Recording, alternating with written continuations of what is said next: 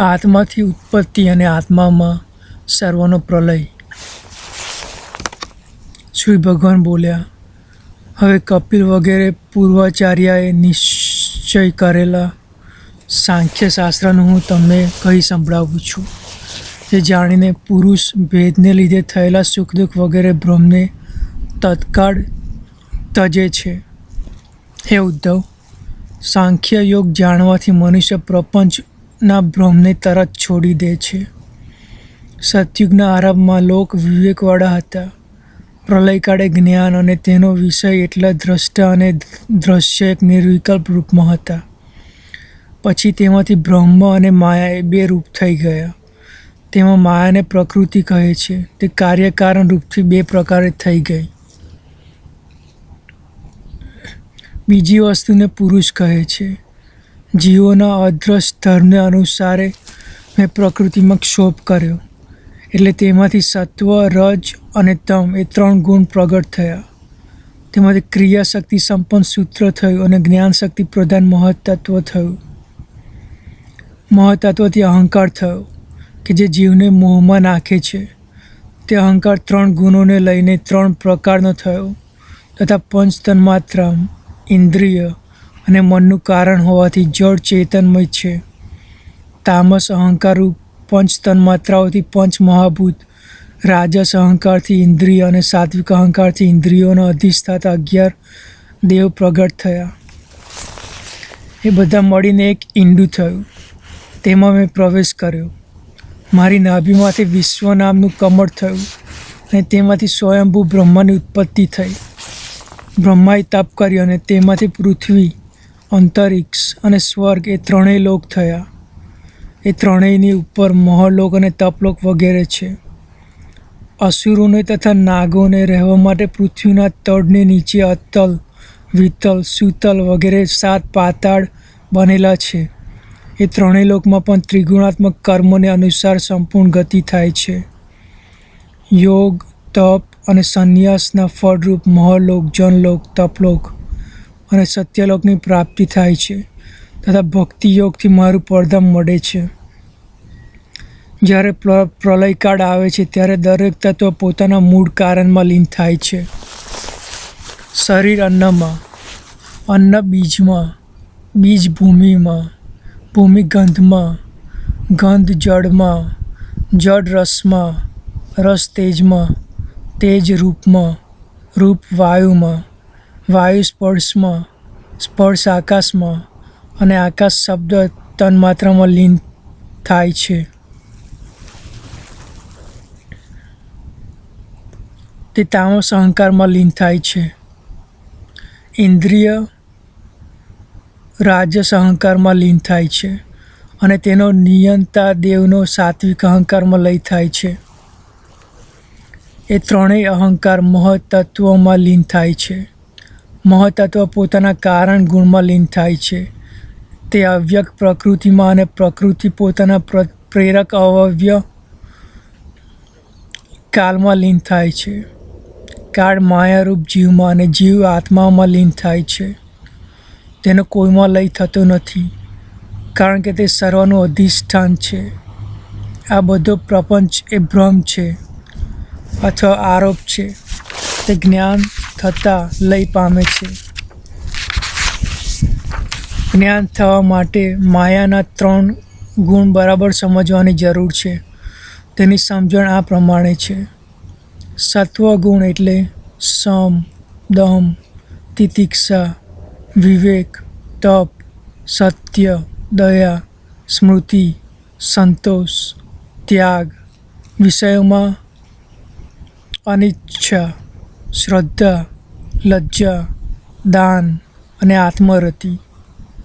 રજોગુણ એટલે ઈચ્છા, પ્રયત્ન, અભિમાન, તૃષ્ણા, ગર્વ, દેવ પાસેથી ધન માગવું, ભેદ બુદ્ધિ, વિષય સુખ,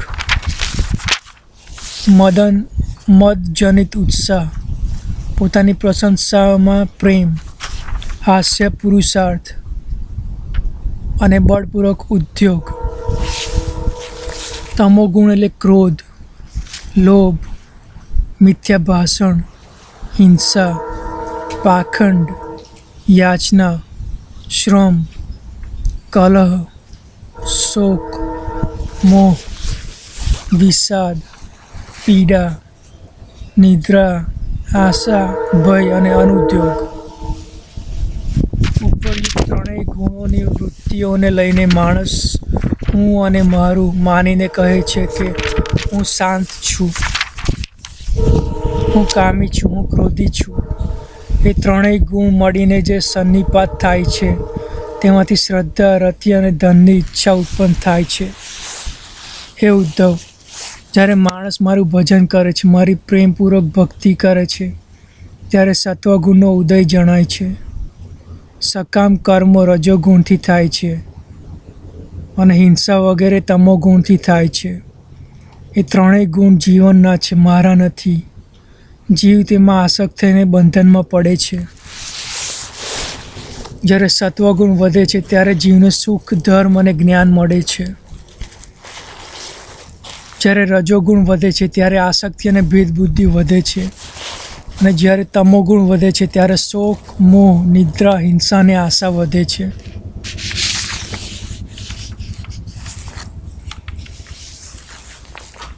જ્યારે ચિત્ત પ્રસન્ન હોય, ઇન્દ્રિયો શાંત હોય, દેહ નિર્ભય હોય, ત્યારે મારી પ્રાપ્તિરૂપ સત્વગુણ વધે છે. જ્યારે વિકૃતિ ઉત્પન્ન થાય, બુદ્ધિ ચંચળ હોય, જ્ઞાનેન્દ્રિય અશાંત હોય, શરીર અસ્વસ્થ હોય અને મન ભ્રમમાં પડી જાય, ત્યારે રજોગુણ જણાય છે. જ્યારે મન શૂન્ય થઈ જાય અને મન જ્ઞાન ગ્રહણ કરવામાં અસમર્થ હોય તથા અજ્ઞાન વધે અને ગ્લાનિ વધે ત્યારે તમોગુણ વધે છે. સત્વગુણ વધે ત્યારે દેવોનું બળ વધે છે. રજોગુણ વધે અસુરોનું અને તમોગુણ વધે ત્યારે રાક્ષસોનું બળ વધે છે. સત્વગુણ એ જાગ્રત અવસ્થા, રજોગુણ એ સ્વપ્ન અવસ્થા અને તમોગુણ એ સુષુપ્તિ છે. તુર્યારૂપ આત્મા એ ત્રણેયમાં વ્યાપ્ત છે. સત્વગુણથી ઉપરના લોકમાં જવાય છે, રજોગુણથી માનવ દેહ મળે છે અને તમોગુણથી સ્થાવર વગેરેની યોનિ મળે છે અને નિર્ગુણ પુરુષ મને પ્રાપ્ત કરે છે. નિષ્કામ ભાવે કરેલું કર્મ સાત્વિક છે, ફળની આશાવાળું કર્મ રાજસ છે અને હિંસા, દમ વગેરેથી યુક્ત કર્મ તામસ છે. આત્માની અસંગતાનું જ્ઞાન સાત્વિક છે, કરતા ભોગતાવાળું જ્ઞાન રાજસ છે, સાંસારિક જ્ઞાન તામસ છે અને મારા સ્વરૂપનું જ્ઞાન નિર્ગુણ છે એમ સમજવું. વનમાં વાસ કરવો એ સાત્વિક નિવાસ છે, ગામમાં રહેવું તે રજસ છે અને જુગારખાનાનું એ તામસ નિવાસ છે. મારા સ્વરૂપમાં અથવા મંદિરમાં રહેવું એ નિર્ગુણ વાસ છે. મારી સેવા પૂજા પણ નિર્ગુણ છે. પથ્ય, પવિત્ર અને અનાયાસે મળેલ આહાર સાત્વિક છે. રસના ઇન્દ્રિયોને રુચિકર ખોરાક રાજસ છે અને દુઃખદાયી છે તથા અપવિત્ર ખોરાક તામસ છે. આત્માનું સુખ સાત્વિક છે, વિષયોથી પ્રાપ્ત થતું સુખ રાજસ છે અને મોહ તથા દીનતાથી મળતું સુખ તામસ છે અને મારું સુખ નિર્ગુણ છે. એ પ્રમાણે દ્રવ્ય, દેશ, કાળ, જ્ઞાન, કર્મ, કર્તા, શ્રદ્ધા, અવસ્થા, ક્રિયા અને નિષ્ઠા એ બધું ત્રિગુણાત્મક છે. આ ગુણોને ભક્તિયોગ દ્વારા જીતી શકાય છે. માટે જ્ઞાન, વિજ્ઞાન પ્રાપ્તિ કરી મારું ભજન કીર્તન કરવું, સત્વગુણ વધારી રજોગુણ અને તમોગુણને જીતવા, આખરે સત્વગુણને પણ જીતવો, એટલે બહાર અને અંદર કોઈ પ્રકારના વિષયમાં વૃત્તિ જશે નહીં.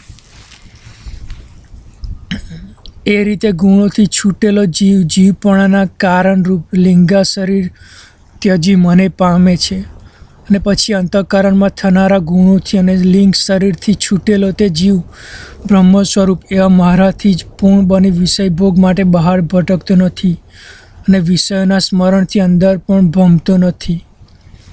ટૂંકમાં કહીએ તો તે જીવન મુક્ત બની રહે છે. લોકોએ તમારા શરીરને જે નામ આપ્યું છે તે તો વ્યવહાર ખાતર આપ્યું છે, તમારા નશ્વર દેહનું નામ અમુક છે, પણ તમે શરીર નથી, તમે તો આત્મા છો. હે ઉદ્ધવ, મારું સ્મરણ કરવાનો ઉત્તમ માર્ગ છે મારું નામ સંકીર્તન કરવાનો. જો તમે અગ્નિના સંસર્ગમાં આવો તો તમને ઉષ્મા મળશે. આ રીતે તમે સતત ભગવાનને સાથે સંસર્ગ રાખો તો તમે વિશુદ્ધ જ રહેશો. મંદિરમાં થતા સર્વ કાર્ય કૃષ્ણ સંબંધી જ હોય છે. નિર્બંધ કૃષ્ણ સંબંધે અને પ્રભુ સાથે સંબંધમાં હોય એ દરેક વસ્તુ દૈવી હોય છે. પ્રભુની સેવાથી વ્યક્તિ બાહ્ય અને આંતરિક રીતે પણ પવિત્ર બને છે. જો તમારું ચિત્ત સંપૂર્ણપણે કૃષ્ણ ભાવનાના વિચારોથી સભર હોય તો તમે હંમેશા દૈવી રહેશો અને એ નિર્વિવાદ છે. ટૂંકમાં કૃષ્ણ ભાવના એ આપણી આધ્યાત્મિક સંસ્કૃતિ છે, એ ન ભૂલવું જોઈએ.